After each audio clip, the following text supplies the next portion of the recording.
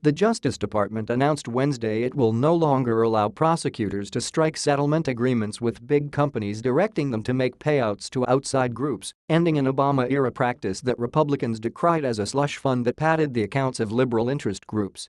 In a memo sent to 94 USATTORNPYS and APOS offices early Wednesday, Attorney General Jeff Sessions said he would end the practice that allowed companies to meet settlement burdens by giving money to groups that were neither victims nor parties to the case.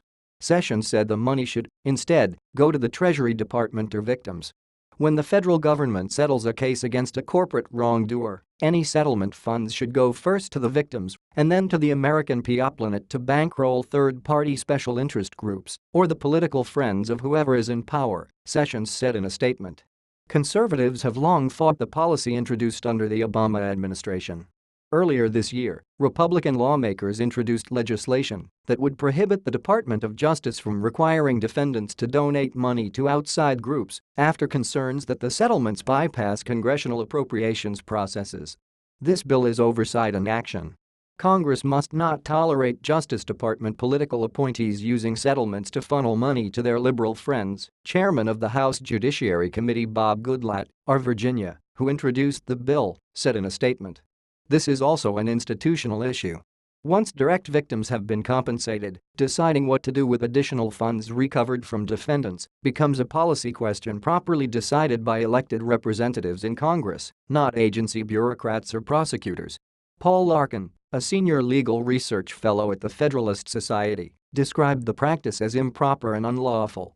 He also said the practices were barred by the Appropriations Clause, Anti-Deficiency Act, and the Miscellaneous Receipts Act. No private lawyer could give away a client's settlement money, and no government lawyer may do so either. It is time for this unlawful practice to end, Larkin wrote in 2016. No private lawyer could give away a client's settlement money, and no government lawyer may do so either. It is time for this unlawful practice to end. Officials told Fox News that third-party settlement changes were an issue of "good governance." Unfortunately, in recent years the Department of Justice has sometimes requires or encouraged defendants to make these payments to third parties as a condition of settlement, Sessions added. With this directive, we are ending this practice and ensuring that settlement funds are only used to compensate victims, redress harm, and punish and deter unlawful conduct. Bank of America, for example, was required to pay nonprofit organizations as part of a record $17 billion settlement to resolve an investigation into its role in the sale of mortgage-backed securities before the 2008 financial crisis. The agreement was struck under then Attorney General Eric Holder's Justice Department. The receiving groups included organizations that provide housing counseling, foreclosure prevention and community redevelopment assistance. Gibson Guitar Corporation also had to contribute to the National Fish and Wildlife Foundation to resolve a criminal investigation into allegations it illegally imported exotic wood.